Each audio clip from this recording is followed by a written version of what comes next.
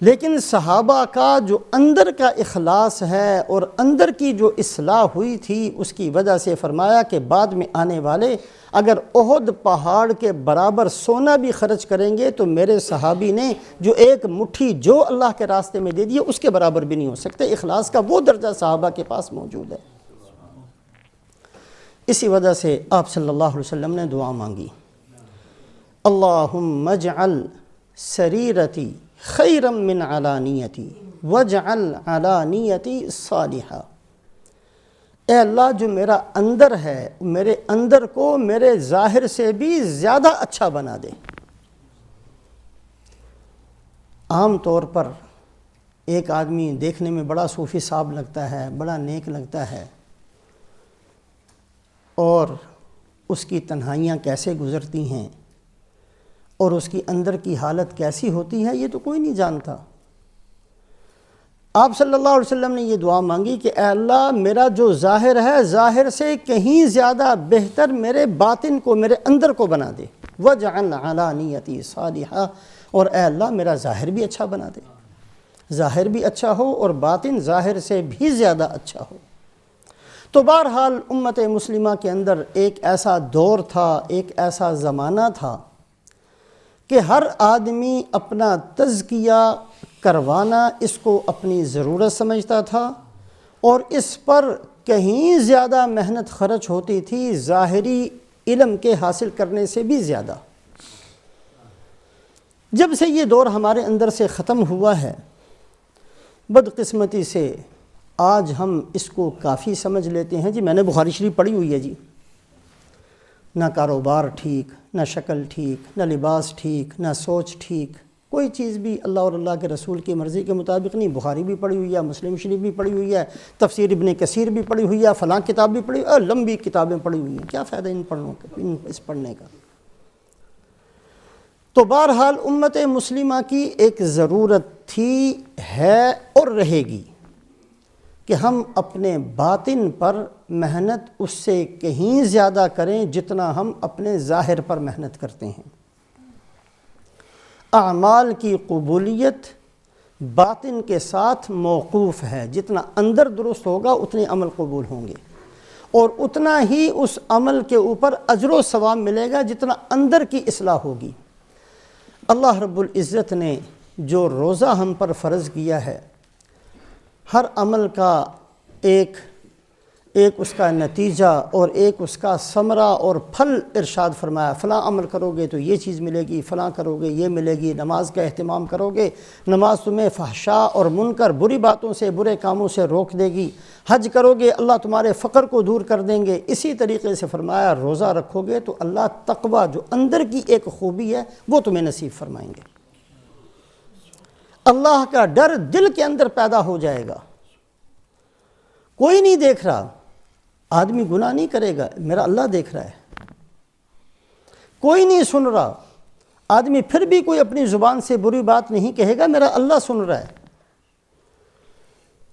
ہر وقت اس کے دل کے اندر اللہ کا ڈر موجود ہوگا۔ یہ بظاہر کہنے کو بڑا چھوٹا سا لفظ لگتا ہے، تقویٰ تقویٰ تقویٰ۔ اگر قرآن پاک کے اندر غور کیا جائے تو کوئی دنیا کی اور آخرت کی نعمت ایسی نہیں ہے جو تقوی پر نہ ملتی ہو۔ وَمَن يَتَّقِ اللَّهَ يَجْعَل لَّهُ مَخْرَجًا وَيَرْزُقْهُ مِنْ حَيْثُ لَا يَحْتَسِبُ۔ تقوی پر وعدہ ہے، جو آدمی تقوی اختیار کرے گا اللہ پاک ہر مشکل وقت میں اس کے لیے راستہ نکال دیں گے، اور ایسی جگہ سے رزق دیں گے جہاں سے وہم و گمان بھی نہیں ہوگا، وہاں سے رزق پہنچائیں گے۔ اگر آدمی تھوڑا سا ان الفاظ پر غور کرے تو کتنا بڑا مسئلہ حل ہو گیا۔ زندگی میں بندہ کتنی مصیبتوں میں پھنستا ہے، اور تقوی ہوگا ہر مصیبت سے اللہ نکالیں گے، خود نکالیں گے۔ کسی کی مدد کی ضرورت نہیں ہوگی، اللہ اس کو نکالیں گے۔ کسی کے پاس جا کر جھولی پھیلانے کی ضرورت نہیں پڑے گی، اللہ اس کی ضرورت کو پورا کریں گے۔ کسی کے سامنے جا کر سر نہیں جھکانا پڑے گا، اللہ اس ضرورت کو پورا کریں گے۔ یجعل لہ مخرجا، اللہ فرماتے ہیں جو تقوی اختیار کرے گا ہر مشکل کے اندر میں اس کے لیے راستہ نکالوں گا۔ وَيَرْزُقْهُ مِنْ حَيْثُ لَا يَحْتَسِبُ، اور ایسی جگہ سے رزق دوں گا جہاں سے اس کو وہم و گمان بھی نہیں ہوگا۔ ایک اور آیت شریفہ کے اندر ارشاد فرمایا وَمَن يَتَّقِ اللَّهَ يُكَفِّرْ عَنْهُ سَيِّئَاتِهِ وَيُعْظِمْ لَهُ أَجْرًا، اللہ سے ڈرو گے، اگر کوئی غلطیاں ہو بھی گئی ہیں تو اللہ ان کو معاف کر دیں گے، اور تمہارے اعمال کا اجر و ثواب بہت بڑھا دیں گے۔ 10 کے برابر تو عام بندوں کے لیے وعدہ ہے، جتنا جتنا تقوی بڑھے گا اتنا اتنا اجر کا بدلہ بڑھے گا۔ یہی وجہ ہے جو ابھی حدیث پاک ارشاد فرمائی گئی کہ جو صحابہ کے ایک مٹھی کا اجر و ثواب نہیں امت وہاں تک پہنچ سکتی، اس لیے کہ وہ تقوی ان کے دل میں بہت بہت اعلیٰ درجے کا تھا۔ وَمَن يَتَّقِ اللَّهَ يُكَفِّرْ عَنْهُ سَيِّئَاتِهِ وَيُعْظِمْ لَهُ أَجْرًا يَا أَيُّهَا الَّذِينَ آمَنُوا إِن تَتَّقُوا اللَّهَ يَجْعَلْ لَكُمْ فُرْقَانًا، اے ایمان والو اگر تمہارے اندر تقوی ہوا تو اللہ تمہیں فرقان نصیب فرما دیں گے۔ فرقان کیا ہوتا ہے؟ وہ طاقت، وہ قدرت، وہ بصیرت، وہ روشنی، وہ نور، جس نور اور جس روشنی اور جس بصیرت کی وجہ سے انسان فرق کر سکے کہ یہ بات اللہ کو راضی کرتی ہے، یہ ناراض کرتی ہے۔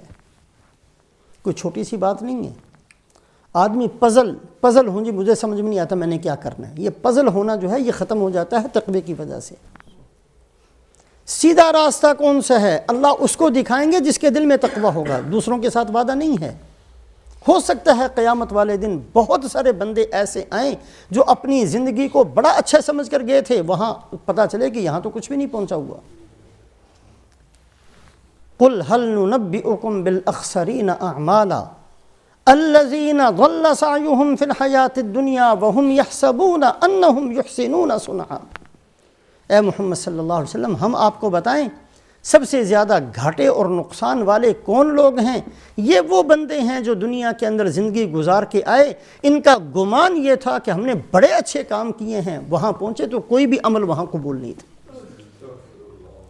یہ جو فراست ملتی ہے، یہ جو نور اور روشنی ملتی ہے کہ بندہ جس کام کو صحیح سمجھتا ہے وہ صحیح ہو، جس کام کو غلط سمجھتا ہے وہ غلط ہو، جس عمل کے بارے میں اس کا خیال ہے کہ یہ قبول ہوگا وہ قبول ہو جائے، جس راستے پر چلنے کے بارے میں اس کو یقین ہو کہ یہ راستہ میری منزل مقصود تک پہنچے گا، وہ راستہ واقعی اس کو پہنچا دے۔